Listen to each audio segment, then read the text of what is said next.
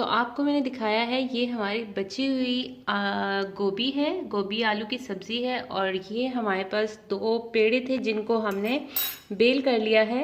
और आज मैं आपको बताऊंगी कि किस तरह से आप बहुत मज़ेदार बची हुई किसी भी सब्ज़ी से पराठा बना सकते हैं। जैसे कि आलू का पराठा आप खाते हैं, गोभी का पराठा खाते हैं।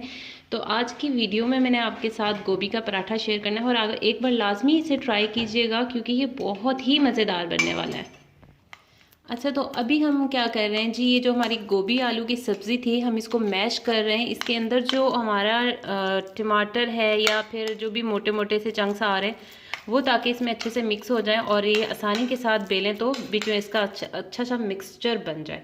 तो ये आप जब मिक्स कर लें उसके बाद आपने क्या करना है, अपने पेड़े जो होंगे उनको बेल कर लेना है।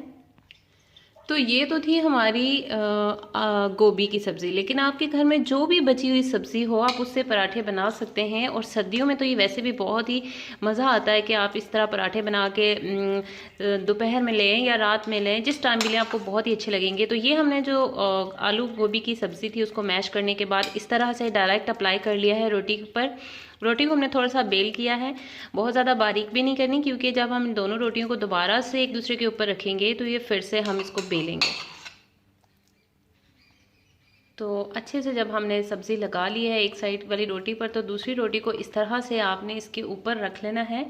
और साइड्स को जो है लॉक करने के लिए हम फोक का यूज़ कर रहे हैं। इस तरह से फोक आप इसके ऊपर दबा के प्रेस कर लें ताकि ये जितने भी कॉर्नर्स हैं अच्छे से जो है ना ये लॉक हो जाएं और हमारी सब्ज़ी जो है बाहर ना निकले। तो तवा हमारा देख लें गर्म हो चुका है और अब हम इसके ऊपर रोटी को रख देंगे। ये देखें। अच्छा, इसका कोई इशू नहीं है कि ये साइड से जो है ना आपकी थोड़ी बड़ी होगी है, इट्स ओके, इतना हो जाता है। तो ये थोड़ा सा जब हमारा तवा जो है गर्म हुआ है तो इसके ऊपर हमने रोटी रख ली है। अब हम थोड़ा एक साइड से जब पक जाएगी तो इसको पलट कर उस साइड पर हम घी लगाएंगे। आप चाहें तो देसी घी का भी इस्तेमाल कर सकते हैं। अच्छा, मैंने साइड से यहाँ पर भी दोबारा से लॉक कर दिए हैं ताकि दोनों साइड से अच्छे से लॉक हो जाए। और बीच में कुछ फोक के साथ मैंने ना इस तरह लगा दिए ताकि ऑयल अंदर जाए और अच्छे से ना पक जाए, हमारी वेजिटेबल भी गर्म हो और रोटी भी अच्छी पके। अब हम इसको पलट रहे हैं।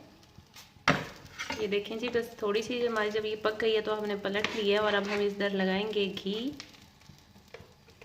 अब हम इस साइड्स को भी पलट देंगे और ये जो घी है ऑटोमेटिकली खुद ही मिक्स हो जाएगा, पिघल कर सारी रोटी पर लग जाएगा। और हम इसको इस तरह से राउंड राउंड करते रहेंगे ताकि सारी रोटी कॉर्नर से भी पके और बीच में से भी पके और जो आपका ऑयल है वो भी सारी रोटी पर अच्छे से लग जाए।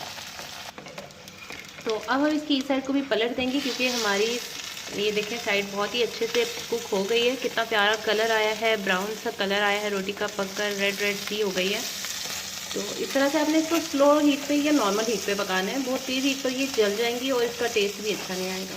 तो फिर से हम दूसरी साइड को भी पका लेते हैं अच्छे से। आपने देखते रहना है साथ साथ कि कहीं जल ना जाए।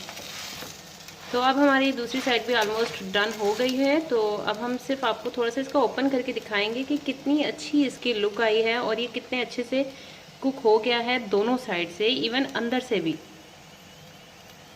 ये देख लें आपके सामने है।